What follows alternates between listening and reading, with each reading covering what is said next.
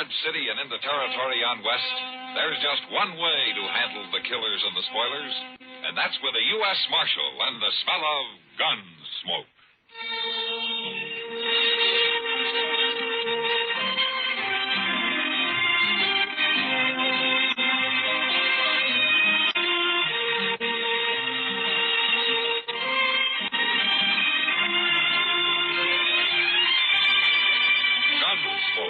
Starring William Conrad, the story of the violence that moved west with young America, and the story of a man who moved with it. I'm that man, Matt Dillon, United States Marshal. The first man they look for and the last they want to meet. It's a chancy job, and it makes a man watchful and a little lonely.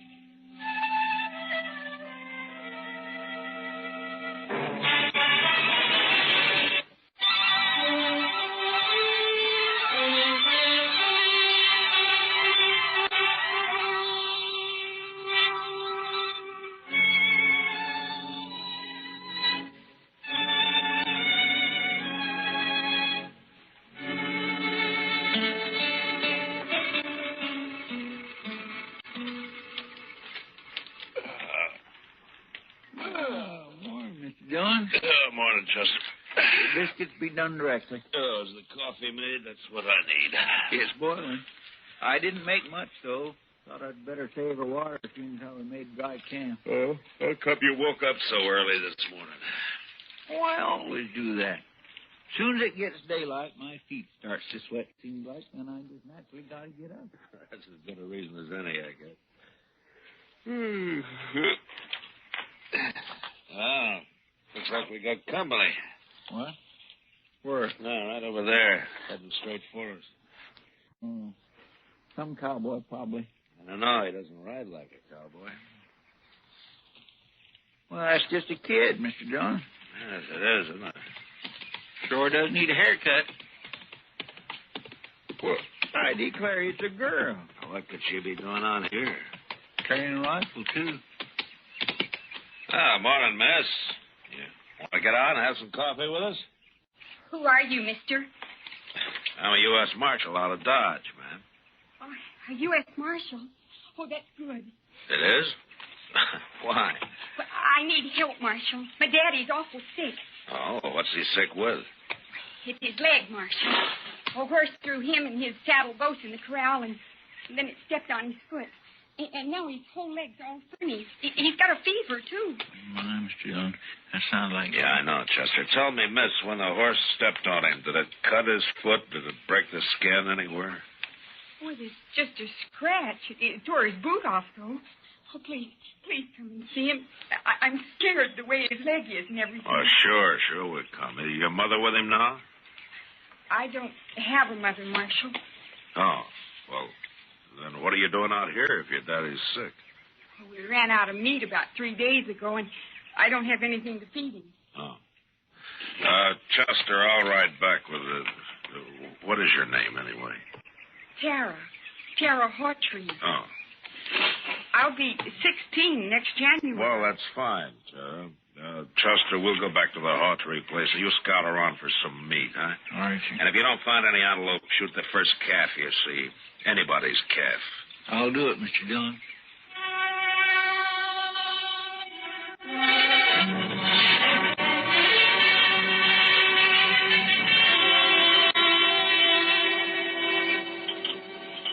Dillon. Yeah, I've heard of you. You're from Dodge, ain't you? Yeah, that's right, sir. Well, Marshal, ain't feeling so good. My foot don't hurt me no more, but my leg is all sort of, well, it ain't pretty. Oh, Daddy. I don't know much about these things, Mr. Hawtree, but maybe I better take a look at it anyway. Sure, Marshal. There she is. Yeah, all right, you can cover it up. I was in the war, Marshal. I know what gangrene is. Guess you do, too. Yeah. Well, the first thing, Mr. Hawtree, a friend of mine's out getting you some meat, and then we'll load you into your wagon. Oh, Ben took the wagon. What? Ben Warren. He took the wagon when Daddy got hurt. said he'd find a doctor and bring him back. Well, who's Ben Walling?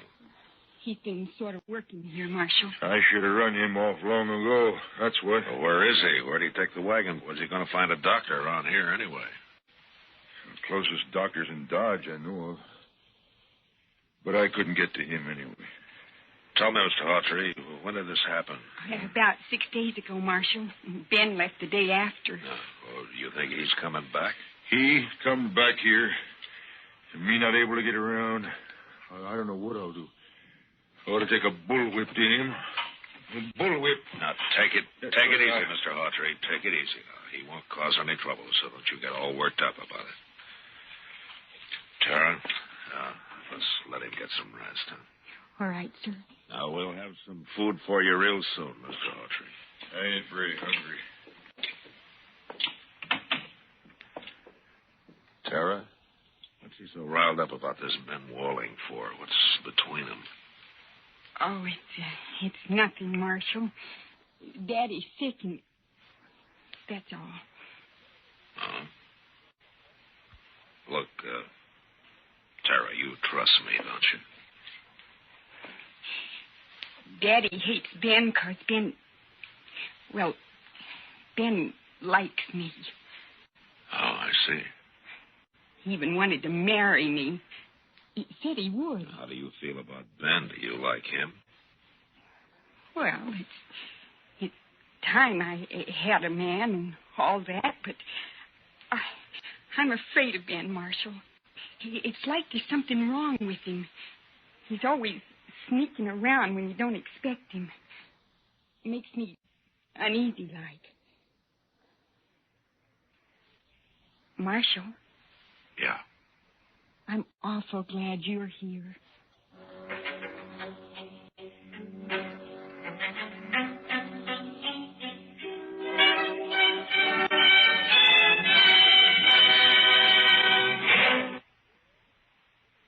I rolled the smoke and looked out across the flat distances of the prairie and wondered how anybody could survive in all that emptiness.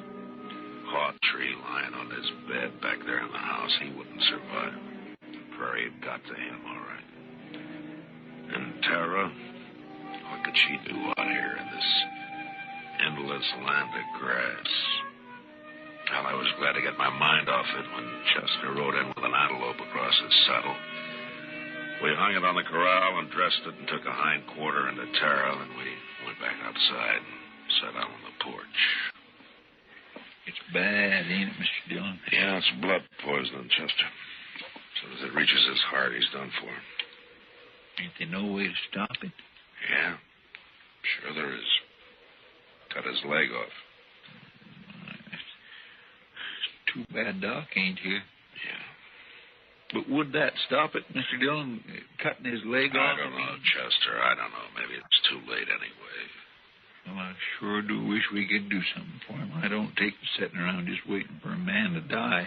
Nobody does. It ain't right somehow. That poor fella and Tara, why, Mr. Dillon, that girl will go crazy out here all alone. All right, Chester. What do you want me to do about it? I'm not a doctor. I'll just shut up. Well, Mr. Dillon, you could do it. Mr. Dillon, I know you could. Do what? Be a doctor. Long enough to save Mr. Hawtrey's life, anyway. Oh, well, you out of your head. No, sir. And what are you talking like that for? The most I ever did was doctor a horse for the colic. That's fine training for this, isn't it? I know. But I couldn't do it. I just plain don't have the spirit, but you do. Mr. Dillon, you wouldn't never just stand by and let a man die.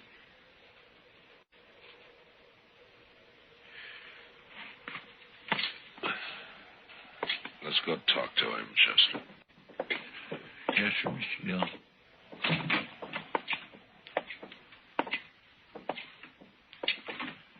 Daddy's fever's worse, Marshal. I'm going to get some more water.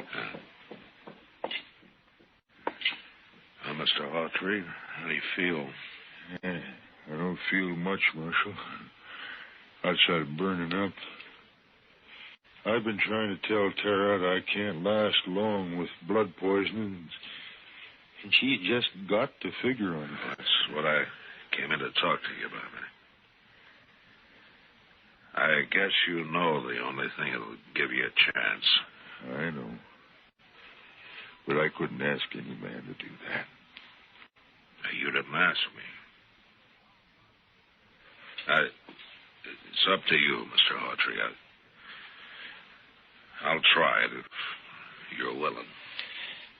If it was just me, I wouldn't do it, but I can't leave Tara alone.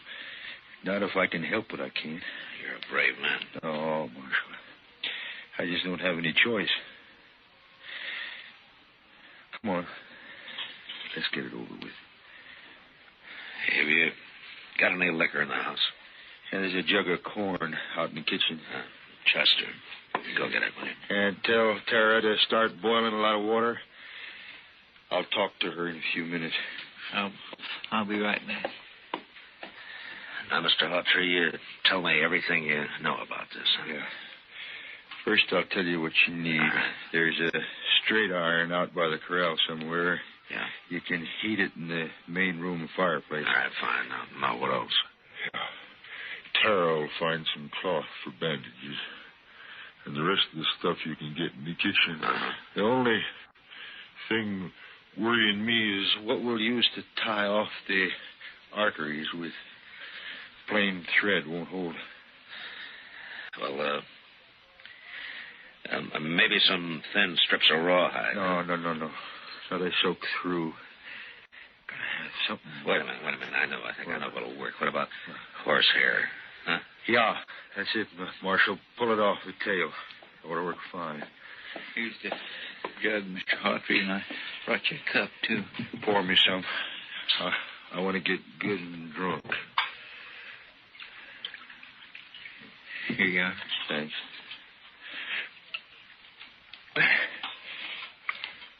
Mr. Hawtrey, you better have your talk with Tara before that stuff takes hold, huh? Ask her to come in, will you? Yeah. Oh, Marshal. Yeah? I'll try to make it easy for you.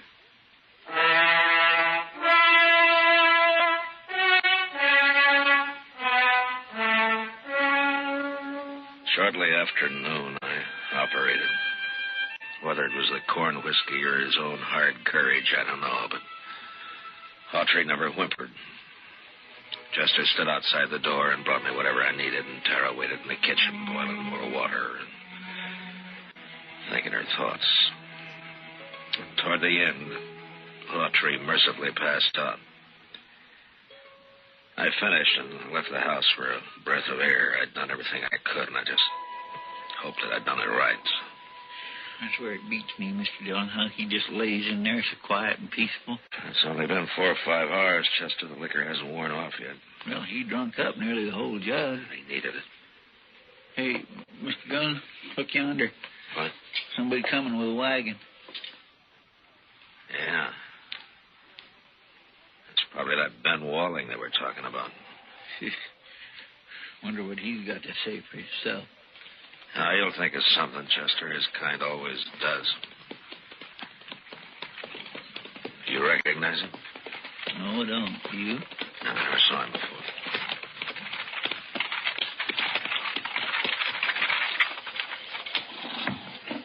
Hey, what are you doing here? You Ben Walling? How'd you know? You've been away a long time, Ben. Where you been? Who are you anyway, mister? I'm a U.S. Marshal. I went to fetch a doctor. Anything wrong in that? No, not at all. Where is he? Well, first night, them horses run away. I've been chasing them ever since. Didn't catch them till this morning. I see. How's old Hawtrey? I was kind of worried about that foot. Looked to me like it might have poison in it. It did. I mean, it did.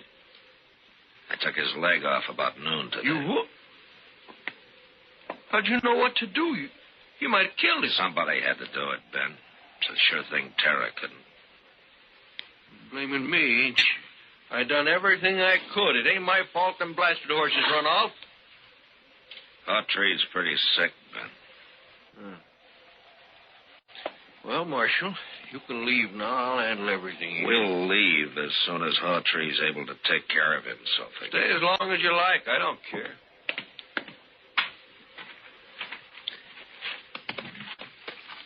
Mr. Dillon? Yeah. I think that cussed Ben's a no good liar. You see that saddle over there, Chester? Yeah, well, that belongs to Mr. Hawtree. Yeah, I know. I looked at it this noon. Somebody cut the cinch strap on it. But no wonder that bronc bucked him and the saddle off both. Do you think Tara did it? It was Ben, wasn't it? You figured the old man would get hurt, maybe killed. But why? So he'd have a free hand with Tara. Miserable, low-down. Mr. Dillon, let me rest him. No, not yet, Chester. There's plenty of time. All right. I'll wait.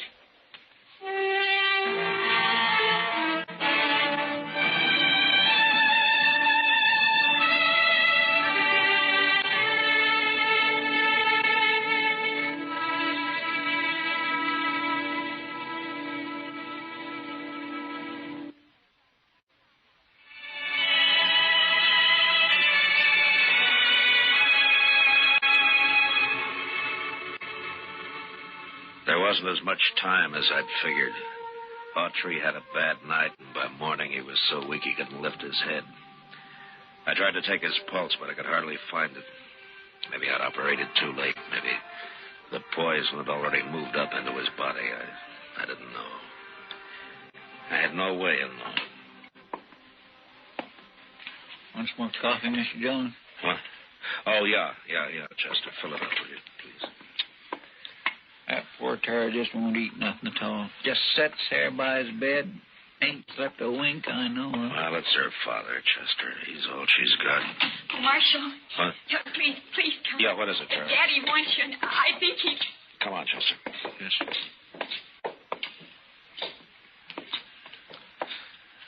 It's Matt Dillon, Mr. Hawtree. Marshal, I'm going to die. Oh, Daddy. Daddy, please. Tara, don't leave her here.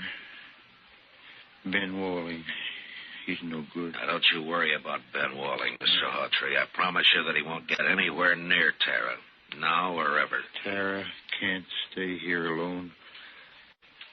It's a bad way to die.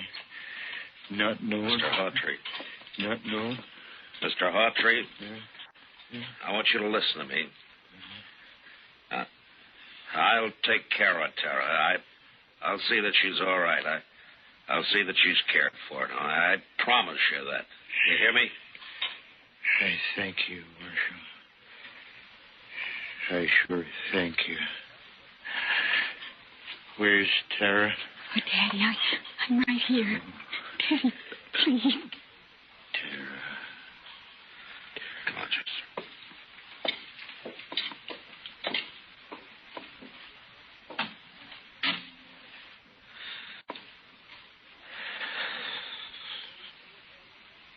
Daddy.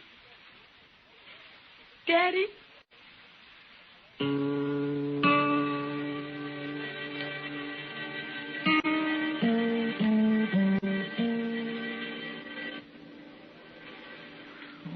I wish Tara'd come out of that house. I don't like it. Her in there and just breaking her heart. Give her a little time, Chester. She'll be all right. Don't move a finger, either one of you. You're mighty careless with that rifle. Don't get smart with me, Marshal. I know what I'm doing. And what would that be? I heard you in there. Promised to take Tara away. I was right by the window. I heard it all. You got a curious way of courting the girl, Ben, trying to kill her father. And I saw you yesterday looking at that saddle. But I didn't kill him, Marshal. You did. That's a lie, Ben Walling, and Oh, you you know it. shut up. I won't shut up. We just got here sooner. Mr. Dunn would have saved him, that's Well, all. too bad you got here at all, because you're going to die for it, both of you. Put the gun down, Ben. You're under arrest for attempted murder. Stay right where you are, Marshal. You know, I got an idea you smelled powder before, Ben, and that you're afraid of it. I got an idea that's why you tried to get Hawtree like you did instead of facing him. Stop right there. And right now you wish you didn't have that rifle at all, don't you, Ben? Because No. I might have to shoot you for it. No, don't, Marshal. Give me that.